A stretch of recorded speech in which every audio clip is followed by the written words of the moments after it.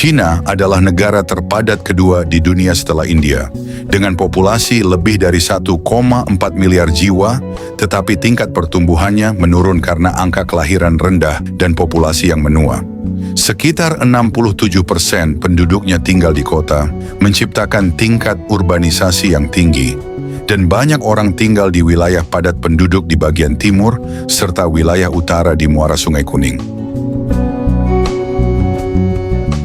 Sekitar 51,24% dari total populasi adalah laki-laki dan 48,76% adalah perempuan. Meskipun demikian, semakin banyak wanita muda di China yang memilih untuk tidak menikah atau menunda pernikahan, dan angka pernikahan secara keseluruhan sedang menurun.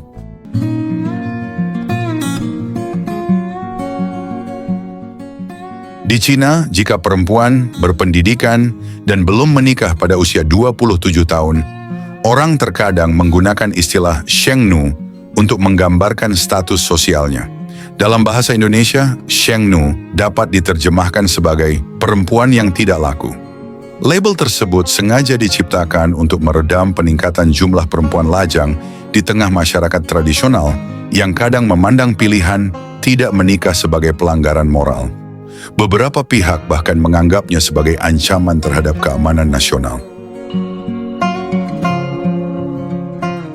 Penggambaran perempuan lajang di China sebagai individu kesepian, putus asa, memiliki kualifikasi kerja dan pendidikan yang terlalu tinggi, serta susah didekati sering terjadi di media dan portal berita China.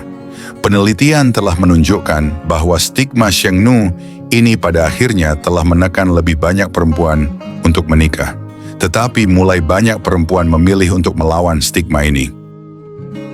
Menyusul berbagai perubahan di negara China, salah satunya perluasan pendidikan massal reformasi ekonomi tahun 1980-an, perempuan di China tampak semakin percaya diri akan peran mereka dalam masyarakat modern.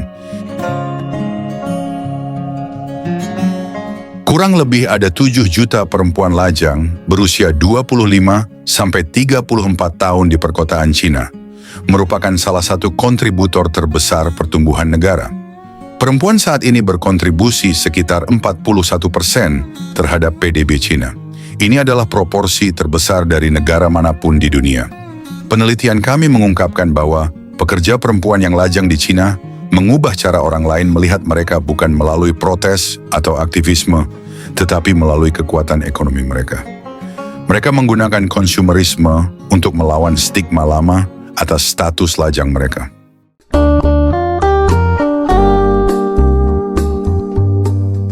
Saat kumpul keluarga, tante si wanita lajang suka menggoda orang tuanya bahwa dia masih lajang. Mungkin dalam pikirannya, wanita lajang menjalani kehidupan yang menyedihkan. Wanita lajang perlu membela orang tuanya, sehingga wanita lajang senantiasa meningkatkan citra dirinya sendiri dengan banyak membeli pakaian mahal. Wanita lajang menginginkan yang terbaik dalam hidup. Kacamata hitamnya dari Burberry, tas tangannya dari Louis Vuitton, dan laptopnya buatan Apple. Laki-laki lain yang berusia 30 tahun menjelaskan, semakin banyak orang yang ingin menertawakan Anda, semakin Anda perlu terlihat lebih glamor di depan mereka. Ketika Anda terlihat mewah, orang-orang menjadi lebih toleran terhadap Anda dan keluarga Anda. Pasar juga memanfaatkan bangkitnya orang-orang lajang dan kekuatan ekonomi mereka. Hari Lajang di China digagas pada tahun 2009 oleh raksasa perdagangan online Alibaba sebagai semacam perayaan anti-Valentine untuk para lajang, telah menyalip Black Friday di Amerika Serikat dan kini menjadi festival belanja tahunan terbesar di dunia.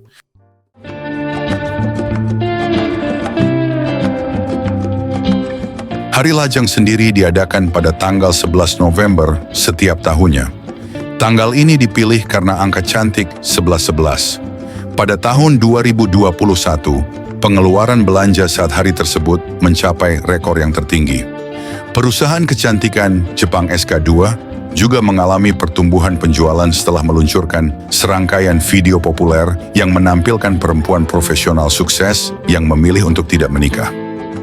Tentunya tidak semua perempuan lajang di Cina mampu memamerkan daya beli semacam ini.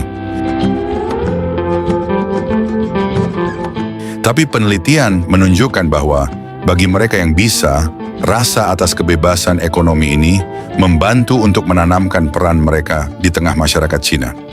Kesempatan untuk membelanjakan uang untuk diri mereka sendiri dan seringkali sebagai hadiah untuk orang tua mereka membantu untuk mendefinisikan status lajang mereka secara positif sebagai sesuatu yang patut dibanggakan. Melalui konsumsi yang gencar, mereka mempromosikan diri mereka sebagai warga negara yang sukses, bermoral baik, dan mandiri secara ekonomi.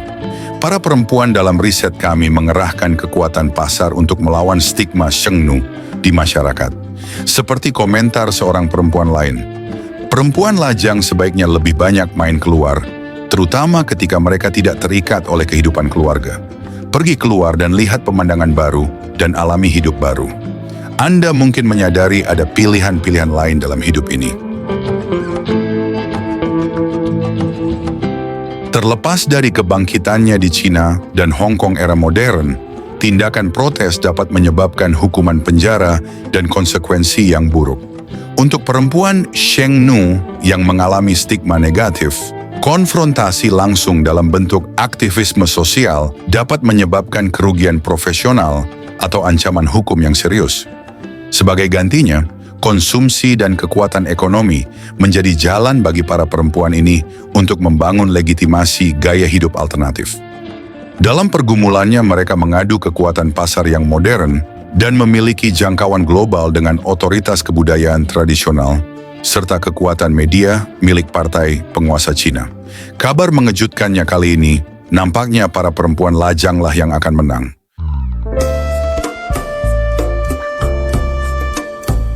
Banyak wanita muda yang menganggap pernikahan akan menghambat kemajuan karir dan lebih memilih untuk fokus pada pencapaian profesional mereka. Mereka merasa pernikahan tradisional meletakkan beban yang tidak adil pada perempuan, termasuk mengorbankan karir, sehingga mereka memilih untuk tidak menikah agar tidak mengorbankan hal tersebut. Ekspektasi bahwa calon suami harus memiliki rumah, mobil, dan mampu membayar mahar yang tinggi membuat banyak pria kesulitan dan menjadi penghalang pernikahan. Wanita merasakan posisi yang lebih kuat dalam negosiasi karena beban finansial ini lebih banyak diletakkan pada pria. Kesadaran feminis yang tumbuh menyebabkan banyak wanita menolak institusi pernikahan yang dianggap tidak setara dan memilih untuk mandiri serta hidup tanpa bergantung pada pasangan. Beban biaya membesarkan anak juga menjadi pertimbangan penting, terutama di tengah tekanan ekonomi yang ada.